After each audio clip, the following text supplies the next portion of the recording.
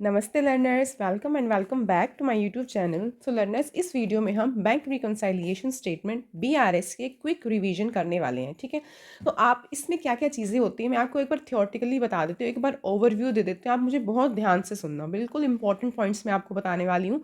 तो चलिए स्टार्ट करते हैं। B R S. अब देखिए, एक बिजनेस है, बिजनेस का ओनर है, उसने क्या किया हुआ है, अपने किसी बैंक में अकाउंट ओपन किया हुआ है। ठीक है, अब आपको ये पता है जो बिजनेस है वो अपने बिजनेस में क्या करते हैं, कैश बुक प्रिपेयर करते हैं। सिंगल कॉलम भी होती है, डबल कॉलम भी होती है। यहाँ पर हमें बैंक का टॉपिक मेन है, तो हम डबल कॉलम कैश बुक ले रहे हैं और उसमें हम क्या करें, मेनली जो बैंक कॉलम है उसको कंसीडर कर रहे हैं। ठीक है, आपको पता है बैंक कॉलम में हम कौन सी एंट्रीज लिखते हैं, जो बैंक में हमारी ट्रांजेक्शन हुई है, बैंक से रिलेटेड जो ट्रांजेक्शन है वो हम कहाँ पर रिकॉर्ड करते हैं, बैंक कॉलम में।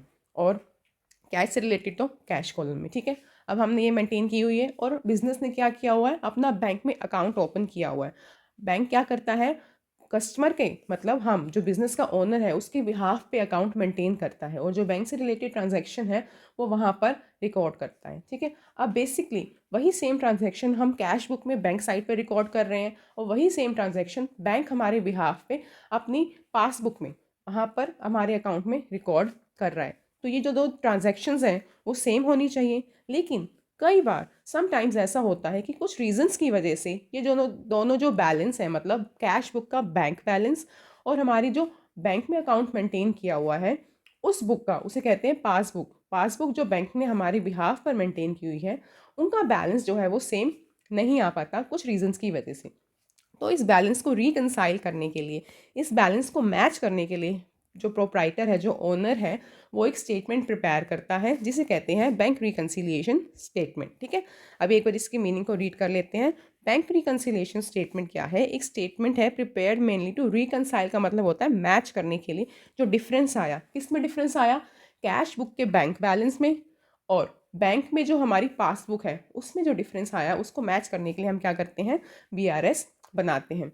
अब इसमें एक इम्पॉर्टेंट चीज़ है, आप सभी को पता है कि हमारे पास कैश बुक में क्या है, कैश हमारे लिए, कैश अगर हमारे पास आता है तो वो हमारे लिए एसेट है। जब हमारा कैश बढ़ा तो हम उसको कहाँ पर रिकॉर्ड करते हैं, डेबिट साइड में। मतलब अगर हमारे बैंक में पैसा आया है तो हम उसको कैश बुक की डेबिट साइड के बैंक कॉलम में लिखेंगे, और अगर पैसा गया है तो उसको कैश बुक की क्रेडिट साइड के बैंक कॉलम में लिखेंगे।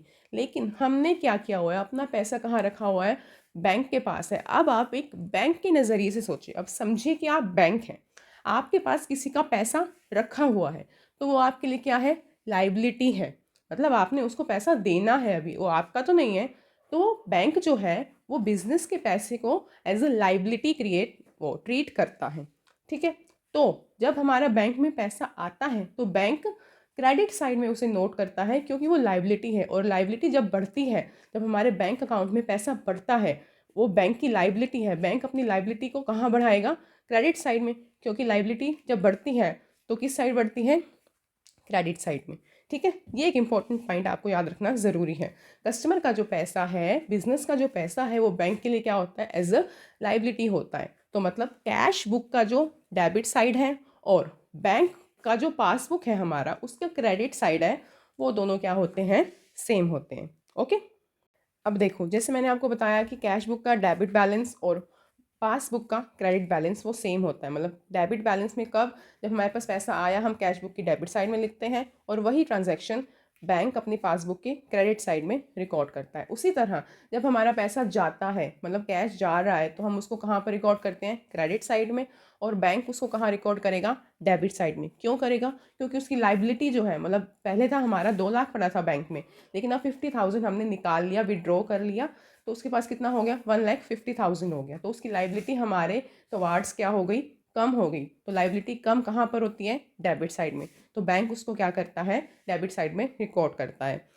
अब ये बहुत इंपॉर्टेंट पॉइंट है याद रखने का कि जो कैश बुक का डेबिट बैलेंस है वो पासबुक की क्रेडिट बैलेंस के जैसा होता है, और जो कैश बुक का क्रेडिट बैलेंस है वो पासबुक के डेबिट बैलेंस के जैसा होता है।